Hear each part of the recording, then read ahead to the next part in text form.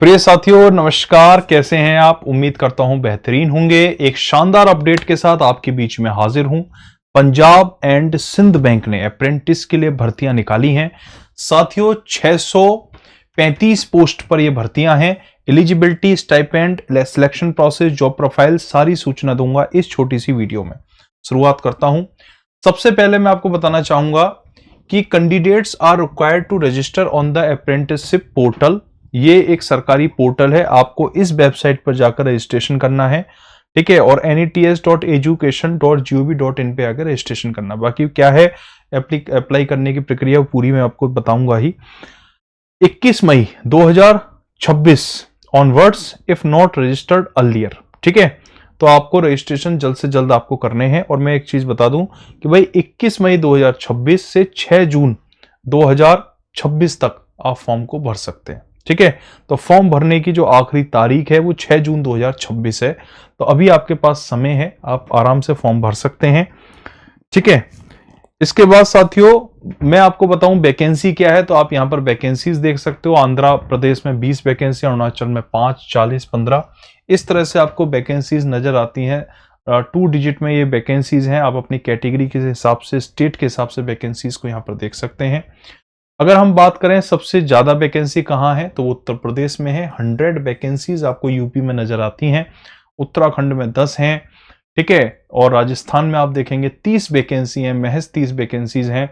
पंजाब में 90 वैकेंसी हैं। यूपी के बाद दूसरा सबसे बड़ा नंबर आपको पंजाब में दिखता है, पंजाब में, ठीक है। हालांकि बैंक का नाम है पंजाब एंड सिंध बैंक, लेकिन वैकेंसी सबसे ज्यादा यूपी में है, ठीक है। तो ये कैटेगरी वाइज आप यहाँ पर वैकेंसीज को इवेल्युएट कर सकते हैं।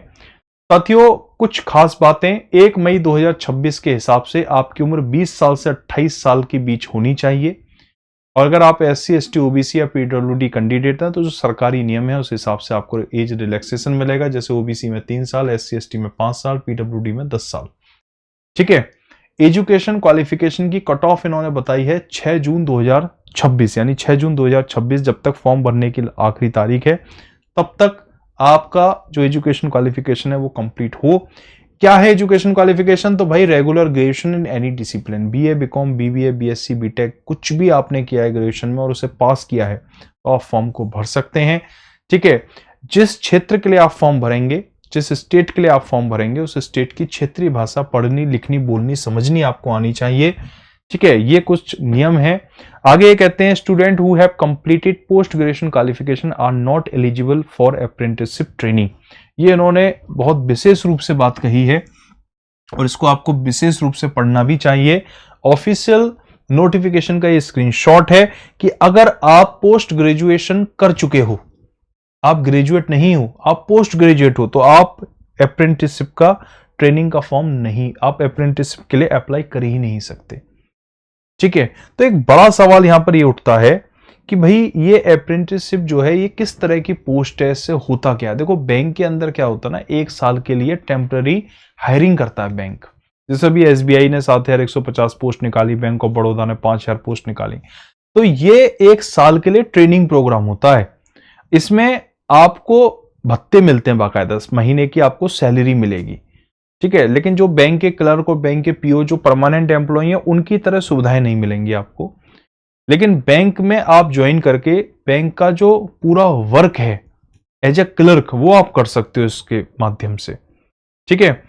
आपकी वो सारी जिम्मेदारी होंगी जो बैंक क्लर्क की जिम्मेदारी है काम के मामले में, ठीक है। फर्क यह है कि वो परमानेंट है, आप टेम्पररी हो। 1 साल कंप्लीट होने पर आपको एक सर्टिफिकेट दे दिया जाएगा और वो सर्टिफिकेट आपके लिए बहुत यूजफुल होगा जब आप बैंक PO जैसे एग्जाम्स को क्वालिफाई करके इंटरव्यू की डेस्क पर पहुंचते हो। तो वो एक डेकोरेटेड सर्टिफिकेट होगा आपके रिज्यूमे के अंदर, ठीक है। बाकी बहुत सारे ऐसे स्टूडेंट होते हैं जो बैंकिंग की तैयारी कर रहे हैं, पार्ट टाइम जॉब चाहते हैं, उनके लिए भी एक बेटर ऑप्शन है कि ठीक है हर महीने आपको कुछ पैसा मिलेगा और आप उस सेक्टर में, उस फील्ड में, उस ऑर्गेनाइजेशन में काम कर रहे हैं जिसमें आप अपना भविष्य बनाना चाहते हैं, ठीक है। तो आप इस जॉब को करते हुए, इस काम को करते हुए आप सरकारी बैंक में क्लर्क और PO यानी परमानेंट जॉब, स्थायी जॉब की भी तैयारी कर सकते हैं। Student with work experience of 1 year और मोर आर नॉट एलिजिबल। देखो इन्होंने ये भी कहा है कि अगर आपके पास 1 साल से ज्यादा का अनुभव है तो भी हम आपको नहीं लेंगे, पोस्ट ग्रेजुएशन है तो भी हम आपको नहीं लेंगे, ठीक है। और अगर आपने ग्रेजुएशन करने के बाद 5 साल बिता दिए, आपको ग्रेजुएशन हो गया, 5 साल आप सरकारी नौकरी की तैयारी करते रहे, कुछ और आपने काम किया, तो भी आप फॉर्म नहीं भर सकते। ये 3 इन्होंने शर्तें रखी हैं विशेष तौर पे।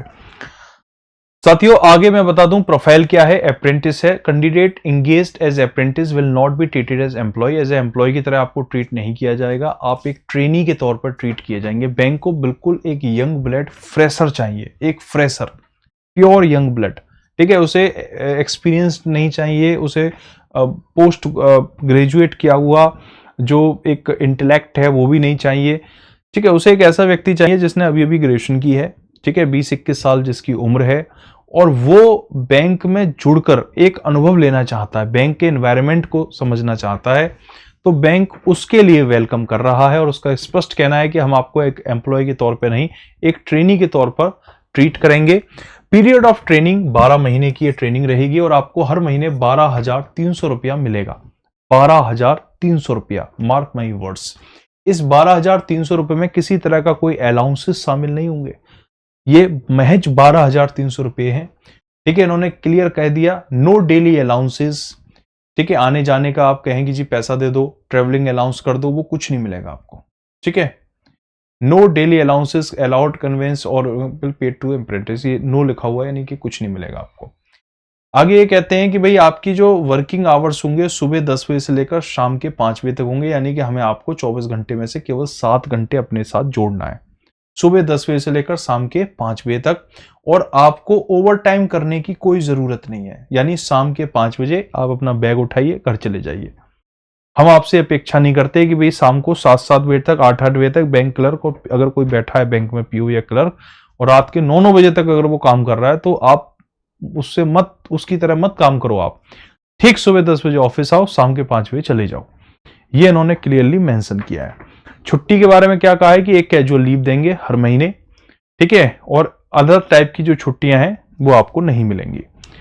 अब साथियों हॉलीडेज, तो भैया बैंक के अंदर जो नॉर्मल हॉलीडेज होते हैं, अभी जैसा आप सुन रहे हैं कि स्टेट बैंक ऑफ इंडिया 2 दिन की हड़ताल करने जा रही है, तो इस तरह की जो छुट्टियां हैं वो तो होंगी ही, ठीक है, बैंक अगर है। अब बात करते हैं सिलेक्शन का प्रोसीजर क्या है। तो बेटा सिलेक्शन में ये साफ कह रहे हैं कि हम आपकी एलिजिबिलिटी की, आपकी योग्यता की वेरिफिकेशन करेंगे, ठीक है, और उसके बाद हम आपको मौका देंगे मेरिट के आधार पर, यानी 10+2 में, यानी 12वीं में जो आपके नंबर है, स्कोर है, उसके आधार पर आपको मौका देंगे, ठीक है। आप अपने स्टेट को सिलेक्ट कीजिए, डिस्ट्रिक्ट को सिलेक्ट कर सकते हैं एप्लीकेशन में, ठीक है। और मेरिट लिस्ट जो बनेगी स्टेट वाइज बनेगी, डिस्ट्रिक्ट वाइज बनेगी और कैटेगरी वाइज बनेगी, यानी कोई ये रिटन एग्जाम लेने नहीं जा रहे, आपके 10th, आपकी 12वीं की मार्कशीट के आधार पर ये आपको मौका देंगे, ठीक है। और ये कहते हैं कि यहां पर एक क्लियर इन्होंने मेंशन किया है कि जो लिस्ट बनेगी, जो मेरिट लिस्ट बनेगी, वो डिसेंडिंग ऑर्डर में बनेगी। मतलब जैसे किसी के 99.99 है तो वो टॉप पे रहेगा, किसी के 97.2% है तो वो इस तरह से डाउन पे जाएगा। तो इस तरीके से आप जैसे 50 पोस्ट हैं तो जो टॉप 50 आएंगे, जिनके 12वीं में टॉप 50 बच्चे, ठीक है, किसी भी डिस्ट्रिक्ट के जो टॉप 50 स्टूडेंट होंगे, ठीक है, उनको मौका मिल जाएगा, उनको मौका। हो सकता है कि वे 99.99 से 92.3% में ही 50 बच्चे, 50 वैकेंसी हैं किसी स्टेट में, और ये 50 जो हैं वो इसी तरह से कवर हो गए, तो फिर आपका मौका नहीं है। तो ये बड़ा टफ कंपटीशन उन्होंने बना दिया।